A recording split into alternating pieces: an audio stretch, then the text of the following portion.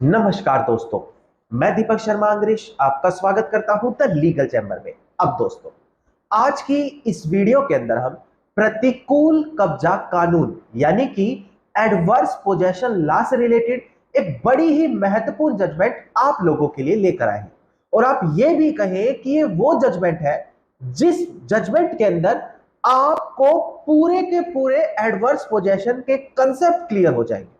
अब आप कहेंगे सर ऐसा क्या खास है इस जजमेंट में। सबसे पहली चीज, ये जजमेंट साल 2023 अगस्त के मंथ की जजमेंट है, यानी कि इससे लेटेस्ट जजमेंट एडवर्स पोजेशन पर अभी तक नहीं आई। सेकंड चीज, इस जजमेंट के अंदर एडवर्स पोजेशन के सभी कंसेप्ट्स क्लियर है, जैसे कि केवल 12 साल तक कब्जा करने से कोई एडवर्स पोजेशन से मालिक नहीं बनता, नेक वी, नेक क्लेम, नेक प्रिकैरियो, ये सारे के सारे टर्म्स। इसके अलावा भी जो honourable Supreme court adverse possession के बारे में कहता है वो भी इस रेलिवेंट जजमेंट में सभी का सभी क्लियर किया गया है।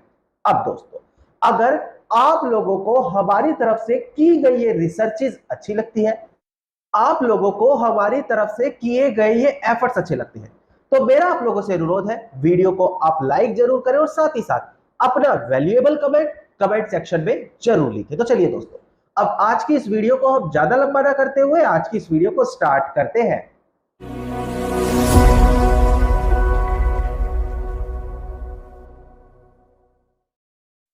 अब दोस्तों, सबसे पहले वीडियो की स्टार्टिंग में आप लोगों के साथ एक इंपॉर्टेंट चीज मैं क्लियर कर दूं। अगर आप लोगों की कोई भी लीगल समस्या है, आप लोग हमारे थ्रू पर्सनली कंसल्टेशन करना चाहते हैं, तो डिस्क्रिप्शन के अंदर आप लोगों को एक नंबर दिया है, उस नंबर पर आप कॉल करके अपनी कॉल बुक कराकर भी डायरेक्टली हमारे थ्रू कंसल्टेशन कर सकते हैं। अब दोस्तों, सबसे पहले हम बात करते हैं एडवर्स पोजेशन लॉ के बारे में।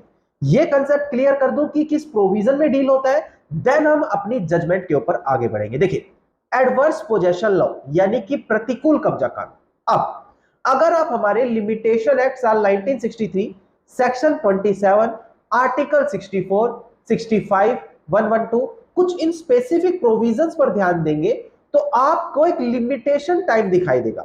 लिमिटेशन टाइम का मतलब एक समय सीमा आपको इन प्रोविजंस में दिखाई देगी, जो आर्टिकल 64, 65 में 12 सालों की है, वहीं आर्टिकल 112 में 30 सालों की है। वो क्या कहती है समय सीमा, कि अगर एक प्रॉपर्टी का कोई रियल ओनर है, उसकी प्रॉपर्टी पर किसी बाहरी व्यक्ति ने आके किसी सेकंड पार्टी ने कब्जा जमा लिया। अब वो जो प्रॉपर्टी का रियल ओनर है, अगर उसको अपनी संपत्ति से कब्जा वापस करना है, अपनी संपत्ति पर कब्जे की रिकवरी करनी है, तो विद इन 12 ईयर्स यानी कि 12 सालों के भीतर उसको कोई ना कोई लीगल एक्शन जरूर लेना होगा ताकि वो अपने उस कब्जे को रिकवर कर सके। अगर ये 12 सालों की समय सीमा वहां पर बीत जाती है तो वो अपने उस कब्जे को रिकवर करने में सक्षम नहीं होगा, और जब वो सक्षम नहीं होगा तो जिस पार्टी का वहां पर कब्जा है वो उस लिमिटेशन टाइम का फायदा उठाते हुए प्रॉपर्टी पर मालिकाना हक पाने का दावा भी कर सकती है सेक्शन 34 डिक्लेरेशन सूट के तहत। अब दोस्तों, इसी को एडवर्स पोजेशन लॉ कहा जाता है। अब यही समय सीमा जब गवर्नमेंट लैंड पर, सरकारी जमीन पर आती है तो 12 सालों से बढ़कर 30 सालों की हो जाती है, कि 30 सालों तक कम से कम किसी गवर्नमेंट लैंड पर आप लोगों को कब्जा जमा कर रखना पड़ेगा। अब दोस्तों, लोगों का एक बड़ा इंपॉर्टेंट क्वेश्चन रहता है कि सर आप तो कहते हैं कि केवल लंबे समय से कब्जा कर लेने से कोई भी मालिक नहीं बन जाता। जी हां दोस्तों, ये चीज मैं नहीं, ऑनरेबल सुप्रीम कोर्ट भी तमाम जजमेंट्स में क्लियर कर चुका है और आज की जजमेंट में भी मैं क्लियर करूंगा। केवल लंबे समय से कब्जा होने से कोई मालिक नहीं बनता, उसके अलावा भी कुछ चीजें एस्टेब्लिश करनी अनिवार्य है। ध्यान दीजिएगा, सबसे पहले तो यही आता है कि जो आपका कब्जा है वो कॉन्टिन्यूअसली होना चाहिए और स्टैट्यूटरी पीरियड को कंप्लीट करता हो। स्टैट्यूटरी पीरियड कितना होता है, 12 सालों का, और कॉन्टिन्यूअस पोजेशन आपका होना अनिवार्य है। तीसरा पॉइंट आता है पब्लिक नॉलेज, यानी कि जो पब्लिक है उसकी नॉलेज में आपका कब्जा होना अनिवार्य है। ये नहीं छिप छिपाकर आप लोगों ने कब्जा उस प्रॉपर्टी पर जमा कर रखा है। इसके बाद बात आती है पीसफुल पोजीशन। अगर आप किसी पार्टी पर डरा धमकाकर, दबाव बनाकर, जान से मारने की धमकी देकर, किसी तरीके का नुकसान करने की धमकी देकर कब्जा जमा रहे हैं तो वो पीसफुल पोजेशन की श्रेणी में काउंट नहीं होगा, वो इलीगल पोजीशन में कंसीडर किया जाएगा। ना दोस्तों, इसके अलावा जो पॉइंट आता है वो कहता है कि जो पोजेशन आपका हो वो एक्चुअल पोजेशन हो, मतलब कि फिजिकली आप लोगों ने कब्जा जमा कर रखा हो। केवल जमीन पर ताला लगा देने से वो पोजेशन में कंसीडर नहीं होगा। हाँ, अगर आप कोई ऐसी एक्टिविटी कर रहे हैं जो day to day routine life में कंसीडर होती है तो वो फिजिकल एक्चुअल पोजेशन में कंसीडर होगा। इसके अलावा दोस्तों एक और इंपॉर्टेंट पॉइंट आता है, उसको कहते हैं होस्टाइल पोजेशन, यानी कि जो कब्जा किया गया है प्रॉपर्टी के रियल ओनर के एडवर्स में जाकर, उसके अगेंस्ट में जाकर किया गया हो, इंटेंशन क्लियर हो कि आप कब्जा करके संपत्ति के मालिक को बाहर कर रहे हैं उस प्रॉपर्टी से, यह होस्टाइल पोजेशन की श्रेणी में आता है। अगर इसी के विपरीत आप लोग परमिशन लेकर प्रॉपर्टी पर कब्जा कर रहे हैं तो वो एडवर्स नहीं बल्कि परमिसिव पोजेशन की श्रेणी में काउंट होगा। ये सारी चीज वहां पर एस्टेब्लिश करनी अनिवार्य हो जाती है जब संपत्ति पर कोई प्रतिकूल कब्जे का दावा कर रहा होता है। अब दोस्तों ये सारे पॉइंट्स मैंने ओरली आपको बताए, अब मैं रेलिवेंट जजमेंट आपको क्लियर कर दूं, जिस जजमेंट में सभी के सभी कंसेप्ट ए टू जेड आप लोगों को क्लियर किए गए हैं। ये एक सिंगल जजमेंट आपको पूरा का पूरा एडवर्स पोजेशन ला क्लियर कर देगी और आपको यह क्लियर हो जाएगा कि अगर आपकी संपत्ति पर कोई प्रतिकूल कब्जे का दावा कर रहा है तो क्या वो उसके तहत ओनरशिप पा सकता है या फिर नहीं पा सकता। अब दोस्तों सबसे पहले डिस्प्ले पर आप केस टाइटल देखिएगा लेटेस्ट जजमेंट का, government of Kerala and other versus Joseph. ये वो जजमेंट है जिस टॉपिक पे मैंने 4 दिन पहले ही आप लोगों के लिए वीडियो बनाई थी। तो आज उस जजमेंट के हम फैक्ट्स और बैकग्राउंड आपको क्लियर नहीं करेंगे। क्यों? क्योंकि वो हम ऑलरेडी एक बार कवर कर चुके हैं। बार बार सेम टॉपिक पर सेम चीज बताना ये अच्छा नहीं लगता। तो अगर आपने अभी तक उन फैक्ट्स और नॉलेज की वीडियोस को नहीं देखा जो यानी कि जजमेंट्स के केस और फैक्ट बैकग्राउंड थे, तो आप यहां पर ऊपर कार्ड बटन पर क्लिक करके अभी जाकर उस वीडियो को देख सकते हैं। तो अब आप कहेंगे सर अगर आप वो नहीं बता रहे तो फिर आज की वीडियो में आप क्या कवर करेंगे? आज की वीडियो में मैंने जो भी आपको जजमेंट क्लियर की government of Kerala versus Joseph, इसके अंदर बहुत सारी रेलिवेंट जजमेंट बताई गई है। वो सभी की सभी रेलिवेंट जजमेंट मैं आज की वीडियो में आपको क्लियर करके दूंगा दोस्तों। अब दोस्तों सबसे पहली जो हमारी जजमेंट आती है जिसके अंदर आपको nec vi, nec clam and nec precario का पॉइंट क्लियर किया गया है, उस जजमेंट का नाम है Karnataka board of work versus government of India. साल 2004 की जजमेंट है। डिस्प्ले पर ध्यान दीजिएगा, ये कंसेप्ट भी आपको क्लियर कर देते हैं। ध्यान दीजिएगा दोस्तों डिस्प्ले पर, जजमेंट का नाम आपको ऑलरेडी क्लियर ही हो गया। यहां पर साफ साफ निर्धारित है कि जो कब्जा किया गया है, पोजेशन किया गया है, must be open, clear and continuous होना चाहिए, साथ ही साथ होस्टाइल होना चाहिए रियल ओनर के। और जब तक ये सारी रिक्वायरमेंट को एग्जिट नहीं करेगी तब तक वो एडवर्स पोजेशन की श्रेणी में नहीं आएगा। जैसे कि नेक वी आ जाता है। नेक वी का मतलब होता है एडिक्वेट इन कंटिन्यूटी, यानी कि कब्जा लगातार होना चाहिए। नेक वी के बाद आता है नेक क्लेम, यानी कि पब्लिसिटी, उस कब्जे की पब्लिक नॉलेज लोगों को होनी चाहिए। और तीसरा पॉइंट आता है नेक प्रिकैरियो, यानी कि वो जो रियल ओनर है, वो जो संपत्ति का मालिक है, वो कब्जा उसके एडवर्स में जाकर हो, उसके अगेंस्ट में जाकर हो, उसकी परमिशन से नहीं होना चाहिए। ये तीनों चीज वहां पर होनी कंपलसरी है, मैंडेटरी है। और रेलिवेंट जजमेंट में पहले भी दे चुका हूं और कर्नाटका बोर्ड ऑफ वक्त की जजमेंट में भी आपको मैंने ये चीजें ऑलरेडी क्लियर कर दी दोस्तों। अब दोस्तों जो दूसरी जजमेंट आती है वो बात करती है एनिमस पोजेंडी के बारे में, यानी कि यहां पर आपकी क्लियर कट इंटेंशन होनी चाहिए जब आप संपत्ति पर कब्जे में आ रहे हैं कि जो प्रॉपर्टी का रियल ओनर है आप उसका मालिकाना हक खत्म करने के लिए ही कब्जे में आए हैं। केवल लंबे समय से कब्जा कर लेने से आपको मालिकाना हक नहीं मिलेगा। अब रेलिवेंट जजमेंट एक बार डिस्प्ले पर देखकर आप समझिएगा, आपको मैं क्लियर कर देता हूं। ध्यान दीजिएगा दोस्तों, जजमेंट का नाम है, जो पहली जजमेंट है वो है ठाकुर किशन सिंह वर्सेस अरविंद कुमार। साल 1994 सुप्रीम कोर्ट की जजमेंट है। यहां पर यही कहा था कि जो एडवर्स पोजेशन क्लेम कर रहा है वो क्लियर और कोग्नेंट एविडेंस दिखाएगा।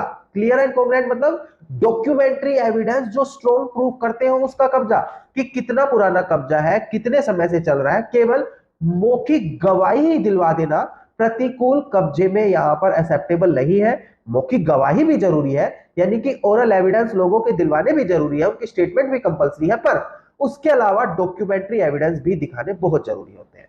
इसके अलावा जो दूसरी जजमेंट है दोस्तों, उसका नाम है Gaya Prasad Dixit versus doctor Nirmal Chandra and other. साल 1984 की ये जजमेंट है। यहां पर देखिए क्या लिखा है कि जो क्लियर और कॉन्टिन्यूअस पोजेशन है, जो बार बार कहा जा रहा है कि होना चाहिए, वो एनिमस पोजेंडी के साथ होना चाहिए। एनिमस पोजेंडी का मतलब क्या होता है कि एक कब्जाधारी की इंटेंशन ये साफ साफ वहां पर होनी चाहिए कि वो जो प्रॉपर्टी का रियल ओनर है, असल मालिक है, उसको संपत्ति से अधिकार खत्म करने के लिए ही कब्जे में आया है। अगर उसके साथ मेल मिलाप करके प्यार से 12 साल पूरे करेगा तो एनिमस पोजेसिटी वहां पर साबित नहीं होगा, वो एक प्रकार से आप परमिसिव पोजेशन के अंदर काउंट करवा सकते हैं दोस्तों। अब दोस्तों बहुत से लोगों के क्वेश्चन आते हैं कि सर एक कब्जाधारी जो 40 सालों से 30 सालों से कब्जे में है, उसने पहले हमारे दादा परदादा से या फिर हमारे पिताजी से कब्जे में रहने की परमिशन ली थी, यानी कि बहुत गरीब परिवार से है, हमें रहना अलाउड करने दीजिए, और अब वही उठकर प्रतिकूल कब्जे का दावा कर रहा है। तो सर एक रेलिवेंट जजमेंट भी हमें इसके बारे में बता दें। डिस्प्ले पर देखिएगा दोस्तों, जजमेंट का नाम बड़ी महत्वपूर्ण जजमेंट है। जजमेंट का नाम है एल एन अवस्था वर्सेस पी प्रकाश, साल 2009 की ये जजमेंट है। यहां पर साफ लिखा है कि अगर कोई परमिसिव पोजेशन कर रहा है या पोजेशन ऐसा कब्जा कर रहा है जहां पर एनिमस पोजेसिटी नहीं है, तो वो एडवर्स पोजेशन में नहीं काउंट होगा। यानी कि जो एडवर्स पोजेशन की प्ली है वो केवल आप डिफेंस के तरह से नहीं बल्कि शील्ड की तरह भी इस्तेमाल कर सकते हैं, स्वॉर्ड की तरह भी इस्तेमाल कर सकते हैं, और ऐसी कंडीशन में ध्यान दें एनिमस पोजेसिटी साबित करना अनिवार्य हो जाता है। दो चीज क्लियर हुई है कि जरूरी नहीं आप प्रतिकूल कब्जे को डिफेंस की तरह इस्तेमाल करें, आप अपनी स्वॉर्ड की तरह भी उसको इस्तेमाल कर सकते हैं। और सेकंड चीज, एनिमस पोजेसिटी होना अनिवार्य है, परमिसिव पोजेशन प्रतिकूल कब्जे की श्रेणी में नहीं आएगा। यह भी चीज मैंने रेलिवेंट जजमेंट में आपको क्लियर कर दी दोस्तों। अब दोस्तों एक बड़ा इंटरेस्टिंग सा केस लो बताता हूं। बहुत से लोग क्या करते हैं, कोर्ट में केस कर देते हैं, कोर्ट में केस करने के बाद इजेक्टमेंट ऑर्डर ले आते हैं, यानी कि उसको प्रॉपर्टी से बाहर करने का ऑर्डर ले आते हैं, किंतु आने के बाद लापरवाही, फिर से उस ऑर्डर पर ध्यान नहीं देना, उसको एग्जीक्यूट नहीं कराना, इससे कब्जाधारी उस पर और लंबे समय से बैठा रह जाता है। फिर उनको होश आता है, आने वाले समय में उनके बच्चों को होश आता है, तब वो कहते हैं अरे यहां तो इजेक्टमेंट ऑर्डर था, हमें उनको बाहर करना चाहिए था। अब देखिए रेलिवेंट जजमेंट डिस्प्ले पर, बड़ी महत्वपूर्ण जजमेंट है। जजमेंट का नाम है बालकृष्ण वर्सेस सत्य प्रकाश, साल 2001 के जजमेंट है। Mayor passing an ejectment order, कि अगर किसी को इजेक्टमेंट ऑर्डर दिया गया है तो वो उसके कब्जे पर रोक नहीं लगा सकता, साथ ही साथ उसको डिस्पोजेस नहीं कर सकता। सीधी सी बात यह है, अगर कोर्ट से आप इजेक्टमेंट ऑर्डर ले और उसके बाद फिर से आपने वही लापरवाही बरती है या फिर अपीलियंट कोर्ट में एडवर्स पोजेशन ऑर्डर अपने फेवर में मैटर लिया आया है, तो वो चीज उसके कब्जे से फर्क नहीं गिरेगी। आपको अगर उसको बाहर करना है तो प्रॉपरली उस ऑर्डर को एग्जीक्यूट कराकर फिजिकली उसको बाहर करना अनिवार्य हो जाता है। इसके अलावा दोस्तों अभी तक हमने जो बात की वो थी किसी की निजी संपत्ति के बारे में। अब कई बार लोग प्रतिकूल कब्जे का दावा गवर्नमेंट लैंड पर भी करते हैं। तो ऑनरेबल सुप्रीम कोर्ट कहता है कि अगर यह दावा किसी गवर्नमेंट लैंड पर हो तो स्पेसिफिकली बड़ी ध्यान से इस तरीके के मैटर्स को डील करना होता है।